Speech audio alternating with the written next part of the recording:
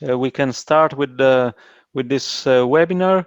The speaker today is Andrea Blengini, and the speak will be about critical raw materials for a clean planet.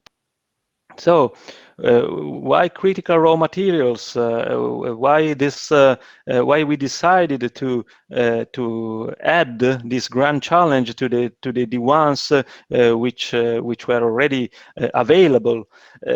Because we really believe that this is something we will have to consider in the next future if we really want to build up a society which is able to also consider the environment we live in.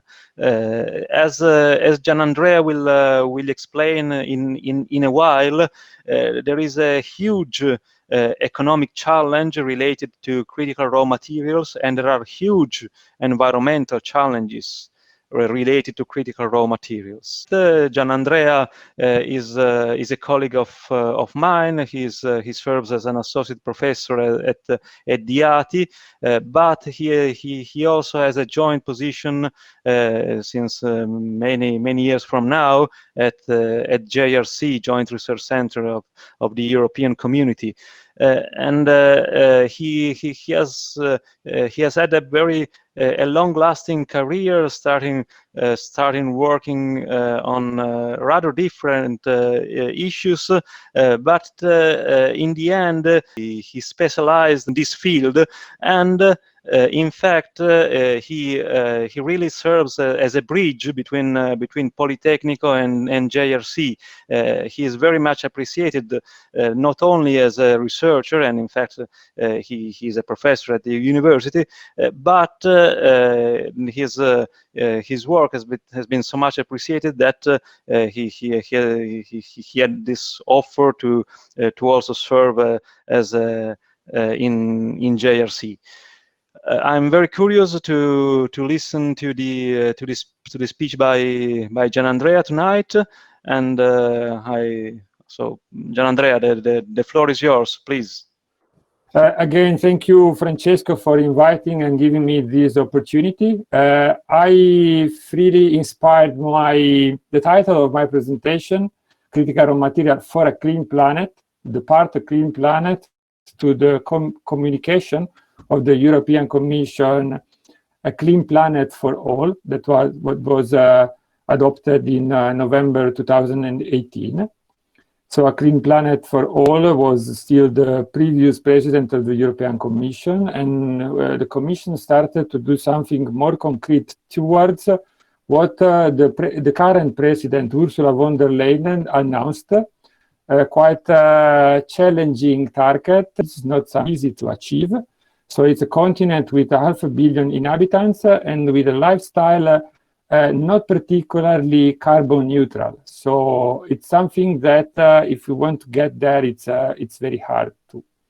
So I wanted to start from something like this to highlight the difference between a vision, because this is a vision for our future, a better future.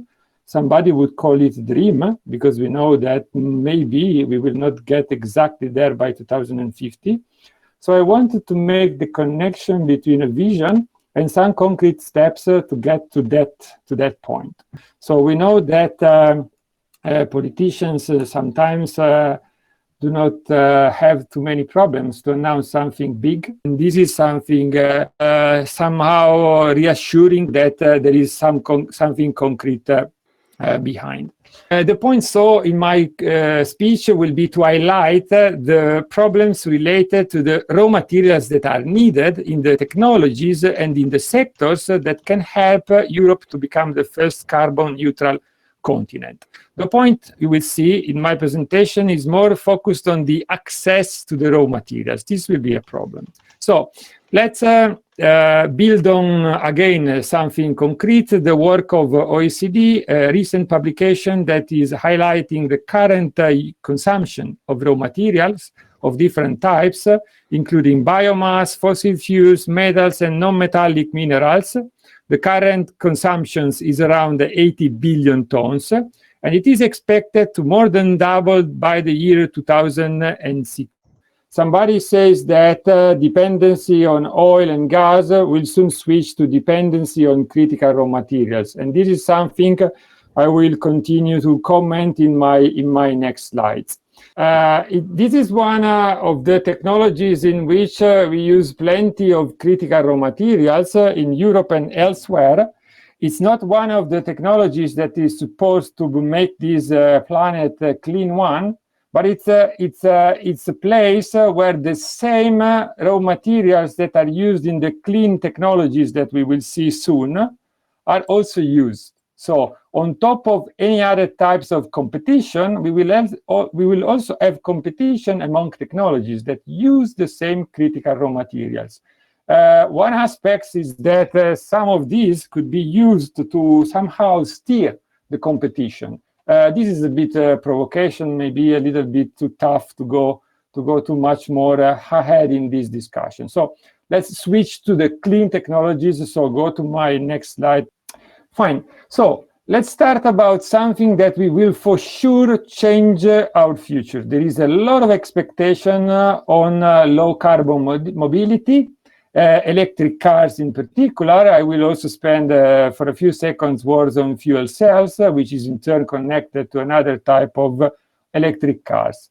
When talking about electric cars, starting from hybrid cars of different types to full electric cars, we are talking mainly about batteries. So the main challenge here is to make batteries that can supply enough energy for enough distance to cars. So batteries are possible only if you have some very special materials in the batteries, unfortunately in large quantities, such as graphite, lithium, cobalt, manganese, nickel, for some of which we have a growing concern in terms of future availability. We are talking about a million cars and therefore million batteries and therefore hundreds, if not a million tons of metals that are used in batteries. So this is one of the aspects that we have to discuss in terms of availabilities and possibilities to supply in the future.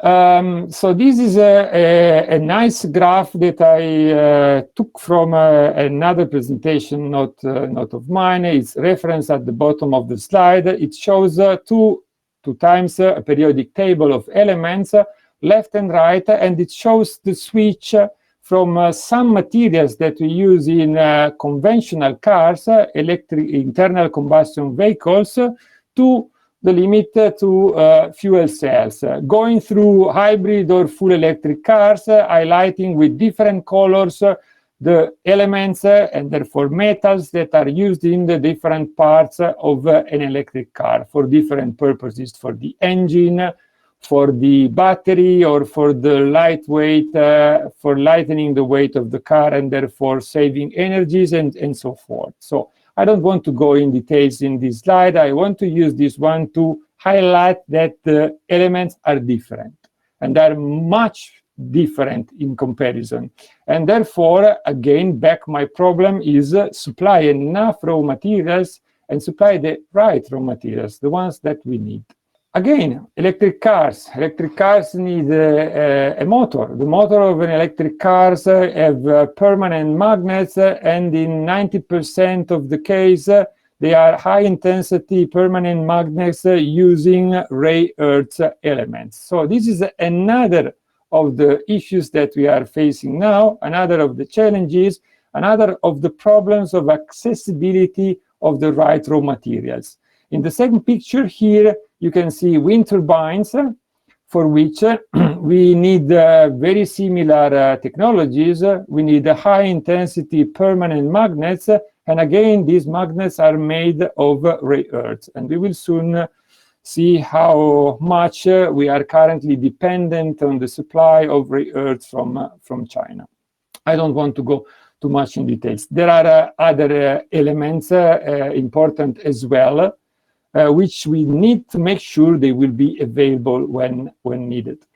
Solar panels. So we know what we are talking about. We have different technologies in solar photovoltaics. Some of the technologies are dominant, are the most important, but we have not only one. And depending on the technology and taking into account the large quantity of electricity that is currently produced, especially in Italy, through solar panels, we have to know that more solar panels will mean more gallium, more germanium, more silicon, more silver, more aluminium, and many other materials that are again highlighted in these slides. I don't want to go too much in details in too many of the technologies and in too many sectors. However, I want to stress on the importance of material to achieve the goal. So my next slide will be a summary. Actually, this is a draft slide taken from the current work of my colleagues at the Joint Research Center. I will use it just to give a very quick summary. You can see on the very left of this slide highlighted 9 very important technologies that will make possible to change our present and achieve the goal of a carbon neutral continent. So these 9 technologies, starting from batteries, fuel cells, electric motors, wind power, photovoltaics, robotics, drones, and so on, correspond to different raw materials that are highlighted in this picture. And in the bottom part, you have a first, let's say, information about the risk that supply in future could be, for some reason, disrupted. So some of these very important materials are also associated to a high risk of supply disruptions. Go ahead, and I'm getting close to some part of my current work at the JRC, and will pave the way for the final discussion after the closure of my speech. So let's finally come to a definition of what it is a critical raw material. Critical raw materials is a special types of raw materials that governments are more and more interested in. I'm talking about the United States government, the European Union, Japan, Korea, and other players in the world, where governments have tried to understand in which way combinations of a high importance of raw material for given purposes, or given sectors, given technologies, associated to a high risk of supply interruptions could create problems in the future. The work started mainly from research of the National Research Council of the United States in 2007 that proposed an approach to identify critical raw materials. The idea was taken on board by the European Commission, by Japan, Korea, and many others. The European Commission started to prepare a list of so-called critical raw materials from 2010, with 14 critical raw materials, which are particularly important, have a high risk of supply disruptions, and are quite complicated or impossible to substitute. The Commission republished the second list in 2014, a third list in 2017, which is the one on the right part of my slide here. And we will very soon publish a new list in 2020. Actually, the list is ready, and because of COVID, not because the list was in trouble with COVID, but because COVID is so important now, and publishing the list now would not obtain the enough, let's say, response in terms of impact. It's currently on hold. So there is already a new list of critical raw materials for the EU ready. I was coordinating the work of my JRC colleagues and in coordination with DG Grow in Brussels. So the new list will be out very, very, very soon.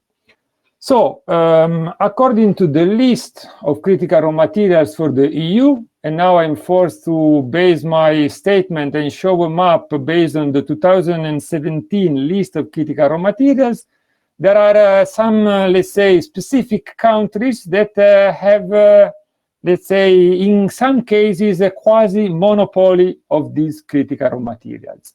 So in this picture, you see countries listed according to the most important world producer of the critical raw materials for the EU. You can see, for instance, that the United States is the first producers of beryllium, Brazil of niobium, Democratic Republic of Congo, cobalt and tantalum.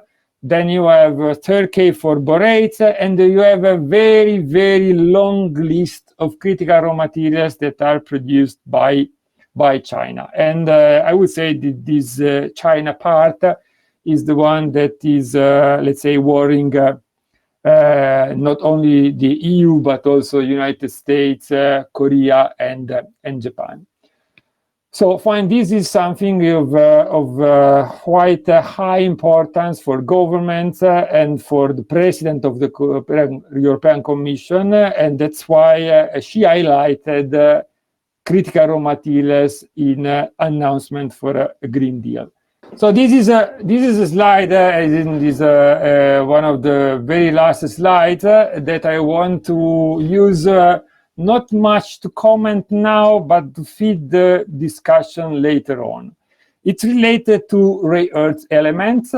It's related to rare earth elements production in China. We have seen from the previous slide that I didn't highlight that, but I can highlight it further now. China is the most important world producer of rare earths, around 90%, between 80% at the mine stage and more than 90% when you come to single rare earths, refined rare earths.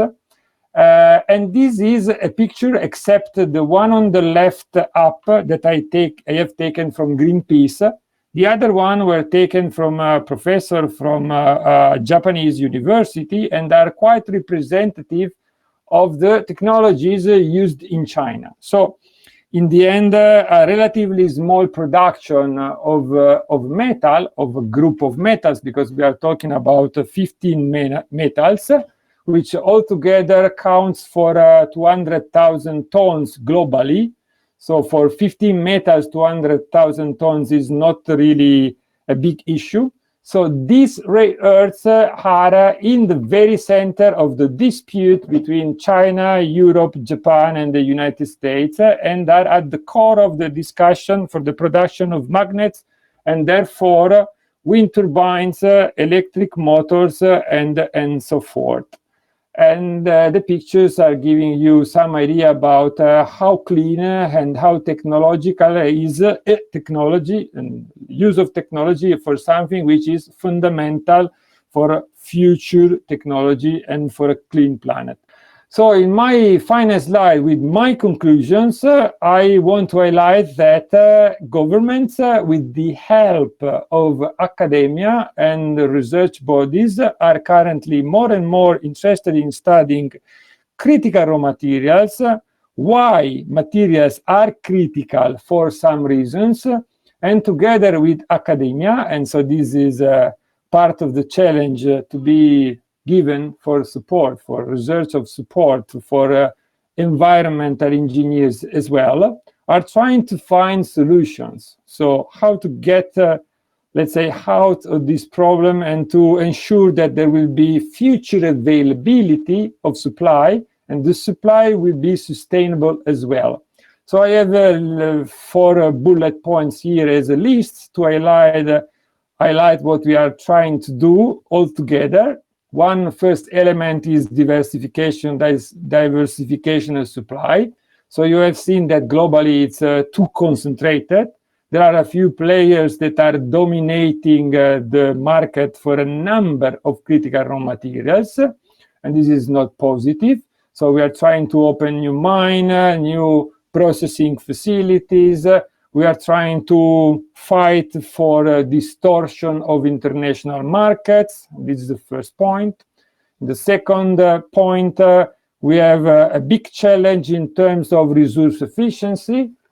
Technologies are rapidly changing. The challenge is to substitute or use less or use better. Like in batteries, we are using less and less cobalt. In permanent magnets, we are trying to use less rare earths or not to use at all rare earths. Then we have recycling, which is a very important element where in Europe and in Japan, we have some elements of excellence. So recycling in some cases can be an important source for the supply of secondary raw materials. And finally, we have the big search for substitution, which sometimes can help to find an alternative to something that is becoming a problem for all. So I would stop here. It was really very interesting. So just a couple of minutes for Valentina Socco to say something about what we can offer on these issues at Politecnico for students. So good evening, everyone. I'm Valentina Socco. I'm the chair of the education board of the environmental engineering and petroleum and mining engineering programs. As you may imagine, it might seem a little bit a contradiction to have on one side petroleum and mining engineering master program together with an environmental engineering master program that deals with climate change and environmental protections and so on. And in fact, as the talk of Gian Andrea has shown, the link between natural resources and energy and environment is extremely strong. So we try to give a comprehensive, let's say, offer in education programs. The course of Professor Blengini that is given to our resources engineers is also given to our climate change engineers. So as you can see from his talk, there is a strong link between the resources and the environment. That's why after few years in which in Italy, due to the shrinking of mining industry, we had stopped a mining engineering program. We have reopened it 3 years ago together with our petroleum engineering path. And we have programs which are strongly focused on the environmental impact, on the sustainability, and on also the renewable energy. So there is a strong push on energy transition and resources sustainability. So we have launched this series of webinars in the occasion of the open days of our environmental engineering, let's say, college, and we have been very happy to add 2 topics to the 5 grand challenges for environmental engineers, more related to resources. So if anybody has questions or curiosities about our education program, I'd be glad to answer. And apart from that, I leave the floor to Gian Andrea for the questions about this very interesting webinar. So thank you, Valentina. Some questions are already in the chat for Gian Andrea, in particular from Noman Kadir. He's curious about the among the other things about what are the materials which are especially important for the space programs, for the defense and drones. So if you can add something on this specific issue, and after that, how circularity can impact on this whole field. Okay, I can take both these questions very quickly. So on the first one, first of all, I said before, I'm sorry, my speech, not only because of connection problems, could have been more interesting in case the new list would be out. We have a lot of new information connected to the new list of critical raw materials, including a dedicated report on the strategic sectors. And this report is full of information also on the environmental aspects in in connection to what we have discussed. So I hope in a few days this report will be available to everybody, and this can solve also our problem now to give a proper response to the question. The circularity is another aspect that the Commission has stressed much on. There are two elements here. First, we consider recycling in the assessment of the list of critical raw materials. So the more materials are recycled and the more recycling is providing an alternative complement to mining, the lower is the supply risk. So this is very important for us. So the more we are circular, the more we should be able to combat supply risk in the sense that we could find an alternative, a more secure source of supply. So this is a very important element. The other element we highlighted in the Commission is those sectors that are important to achieve a more circular economy, which are the raw materials that are necessary to achieve these targets. So all these items are one connected to the other and very high in the political agenda of the European Commission. Thank you. I have a question. You have mentioned that of course the forecasts for global materials demand are predicting a sharp increase, doubling in some 30 or 40 years, and this will also induce a competition for these resources. Do you think that there are also potential benefits in this competition? What I mean is, do you think that this will help also to sustain the substitution of this, the possible substitution of these critical raw materials? What I mean is, if they cost more, probably there will be also an economic interest in developing new solutions. Are you optimistic in this sense or not? Well, the question is very interesting and appropriate, but a bit complicated, and a proper response will be quite long. Let me try to be short. First, OECD is saying that the demand will double. This is the average. So I would say probably copper will double. But in case of lithium, we expect a 30 times increase. And we have other examples with 20 times, 25 times, or even 30 or 40 times. So it depends. So as I said, it's not all the same. It will be more, but the challenge is that it will be different. So this is the point. Well, associated to this, we have to say that many countries started to stop export of raw materials at the first stages of the supply chain, because there is low added value. So they want to export more refined materials, and possibly they want to export final products.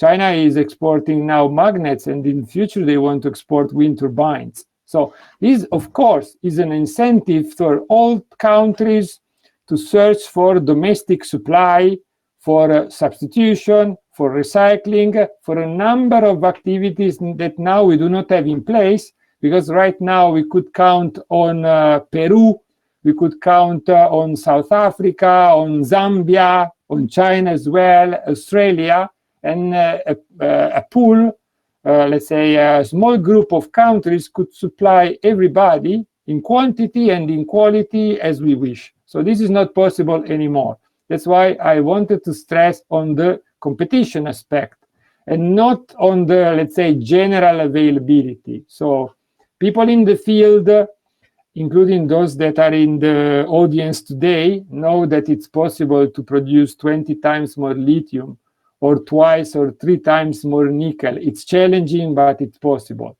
The point is how to access it and how to make it accessible for Italy, France, Portugal, Sweden, and so forth. Okay.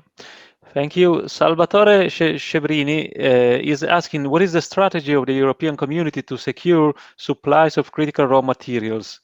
And wouldn't be private and public investments in mining exploration abroad be the best way to secure supplies in the long term? So, what do you think about if again, a very complex question would need a long answer. Well, the last part of the question seems more about a description of what Japan has done in the last 50 years. So it's investing in exploration abroad and then supporting a new mining company until the business is on and then pulling out. In Europe, we are looking at what Japan is doing, but we are not doing something like that. More recently, the United States have started to do something like that. Actually, I would have an additional slides from the Pentagon and the support that Pentagon is providing to mining companies that are developing rare earths mining and refining capacities. So Japan has done this for the last 50 years. US probably have understood that something like that could be done. Europe is not on that way. So Europe we are currently following standard raw material policies, helping member states government to set their policies. First of all, helping to avoid that international markets are distorted. This is the main activity of the European Commission now, I would say. So supporting in WTO challenges or supporting in creating trade agreements with, I don't know, Indonesia, Thailand, Vietnam, and so forth. And then, of course, supporting internally exploration, but there is not much money invested in that one. Supporting new mines is not really easy because it's for the member states. So it should be the Italian government, the German government, the Portuguese, and so forth. So it's a little bit complicated. Europe is doing, I would say, 360 degrees, investing a lot of money in comparison to the budget of the Commission. But when you come to the field, the huge money of the Commission is very little for the mining industries that would need much more. Okay, next questions are somehow related by Alessandro Zurlo and Noman Kadir. They are asking, starting from the fact that the EU efforts are probably gaining some resilience from China and USA and so on. Do you think that this might imply, under a geopolitical perspective, that we should prepare to a Cold War or even to a war, as Noman is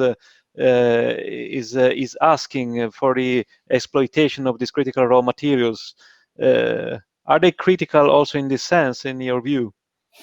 I put the picture of the military aircraft as a provocation, as I said. I also wanted to highlight that the same technologies are used in defense and in civil purposes. We call it dual use.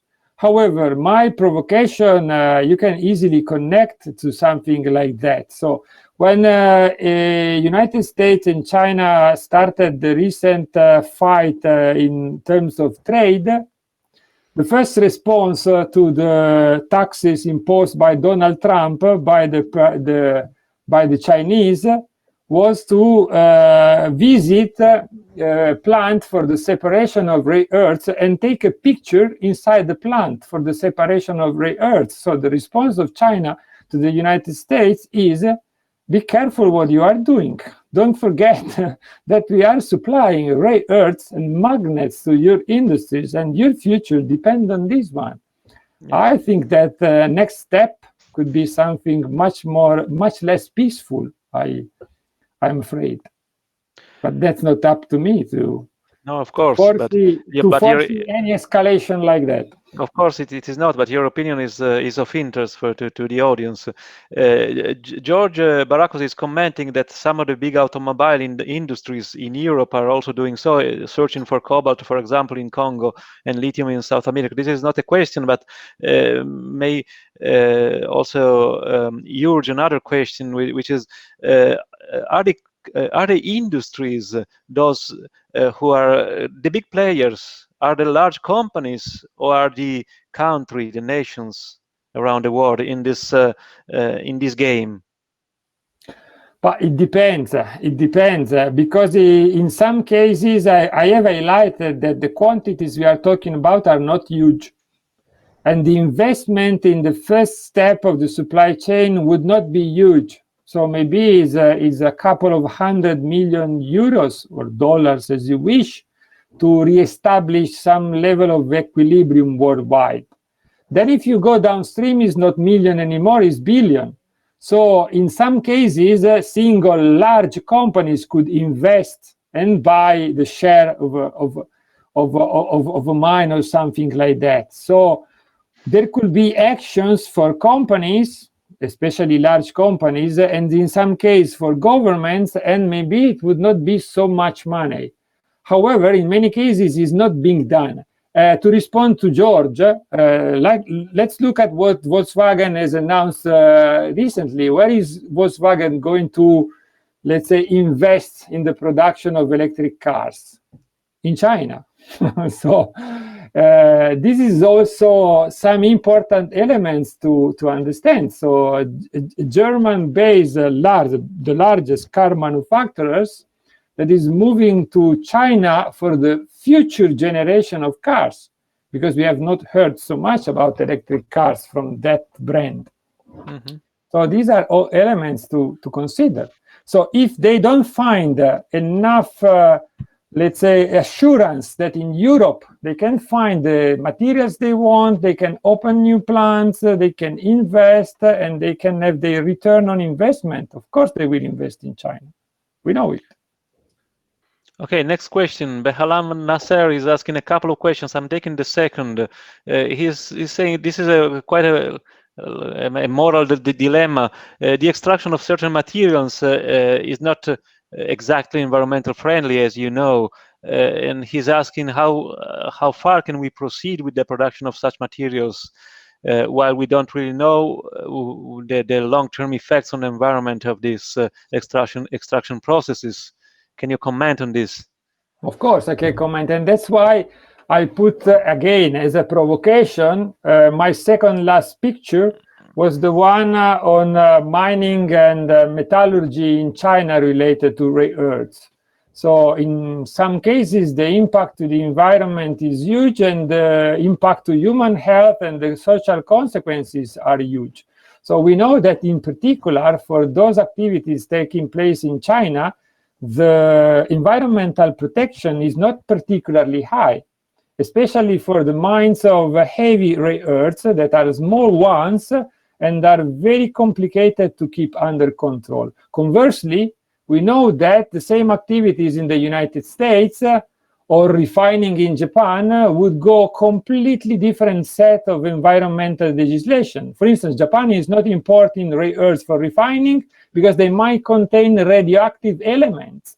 And so to protect the health of Japanese people, they don't do something that is strategic for their economies.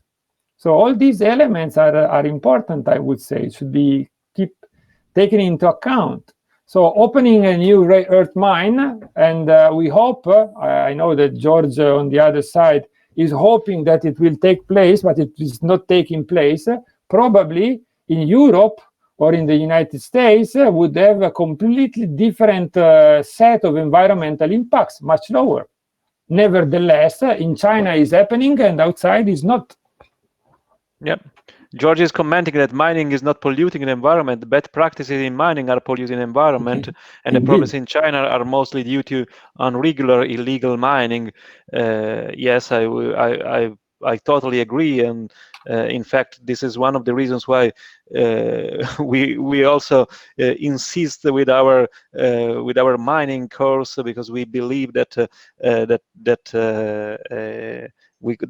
there are ways for mining without polluting or with limited pollution. So we very much agree with this comment. Norman is asking, what is the role of the World Trade Organizations, and more in general, what is the role of the international organizations in the raw materials export in this case, but not only export, I would say. Well, there is a lot. There is a lot done. Well, people here could comment how efficient and how quick could be WTO. However, in the last decades, we have seen in many cases WTO acting under the suggestion, especially of the United States, Japan, and the EU, to ask China to remove distortive measures adopted to put quotas on tungsten, put quotas on rare earth elements, and many other metals. The problem is that WTO is slow. So all the examples I know, and I know some, ended up with WTO asking China to remove barriers. And China put another type of barriers. And in the end, when the barriers are quotas. Quotas means that you have a given quantity that you can export, and then you cannot export anymore. So we know very well in 2012, we had big problems with China about that, because people outside China could not buy any more rare earth elements and started to freak out. And in 1st January 2015, all these barriers to export were removed. However, China moved from type to type, because if it's not a quota or a prohibition, it can become a tax. It can become a license that you need to have, and if you don't have the government willing to give the license, you cannot operate. So there is a lot going on. So we know, because it has always been like that the international markets are not, let's say, fairly competitive markets. So they have always been distorted. WTO role should be to make them competitive, but it's not easy. I go back to the Ben Halam Nasser first question. Probably this is the last question that we can have tonight. So he's asking if you think that there should be policies, that policy should be implemented to prioritize the vision of a green future, in a sense that there will be competition for raw materials, for critical raw materials among clean energies and, for example, electronics. Do you think that policies can help in helping the system go in the right direction? I don't understand if this question is, for instance, inside the single market of the European Union, or it is among the single market of the European Union and the rest of the world. Because if it is inside the European Union market, the politicians cannot do much. I mean, we have free market competition. So the different sectors will buy what they can find in the market if they cannot substitute it. And of course, the sector that can pay more will have a privileged access to the raw materials. We know that. But subsidies can help in these cases. Well, until they are not distortive of market competition, because normally you cannot do that. I know, but the question was However, this. The point is, and this is related to my first slide. The Green Deal is announced. Then you have planning, and then you have actions, and then you have underneath each action a set of things, of steps that you have to do. And understanding and quantifying the materials you need for this, and that, and the conditions is the work of the European Commission that we are currently doing with colleagues. And the member states will do the same.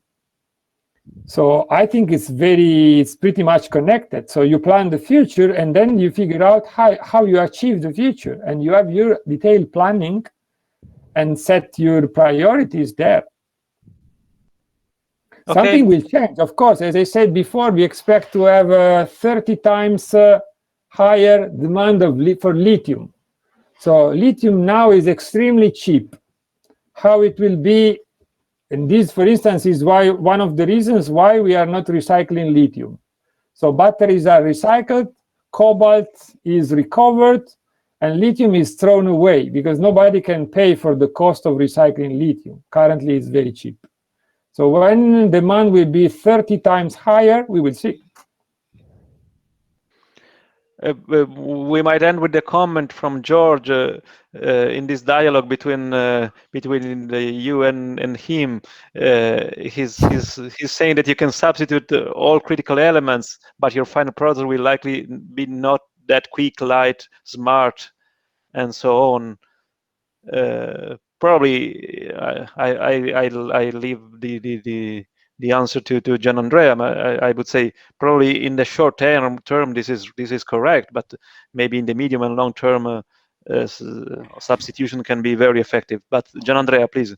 I absolutely agree with Francesco. So in the short term, there is in fact no substitution possible, because people in industry normally are not stupid. And if they are doing something, it's because it's the most efficient way to do that, the less expensive, and the one that is providing better performance.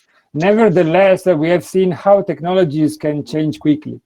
So I mentioned before that in batteries, we are trying to decrease the quantity of cobalt, because cobalt is the most expensive.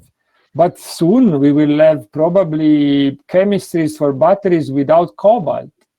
And the same for wind turbines. We will have wind turbines, and we already have in part wind turbines without rare earth magnets. So we will find alternatives. The point is to have the supply in time to meet demand of industry now. So we have economic systems based on capacities, on production, on match between production and consumption, and this is changing in time. So if we will be ready to produce in 20 years' time what is needed today, it will be too late. So that's the point. Yeah. One more question. Alessandro is asking, what do you think is the most important skill needed in your job, or in your team, in your field of work?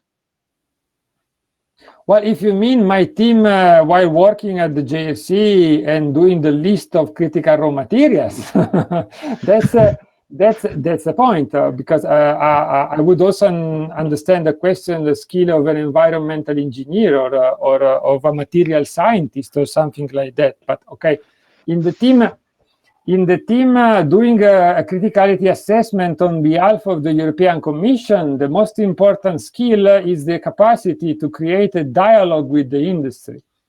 Because the list of critical raw materials is reflecting the needs of the industry today and the next 10 years. So this is normally something that you cannot find in a book, because it's too early for a book. You cannot find in statistics, because it's too early for Eurostat to provide the information. So the most important skill is to speak with the right people producing mobile phones, cars, batteries, and so forth. Okay, so thanks a lot, Gian Andrea, and thanks a lot to everyone for attending this conference. I'm waiting for you all in a couple of days from now on Friday at 6 p.m. for our last webinar of this series, the last webinar on the energy transition, which of course is very much related also to the issue we are talking about today. Thanks a lot again, and see you soon. Ciao. Thank you. Ciao. Ciao.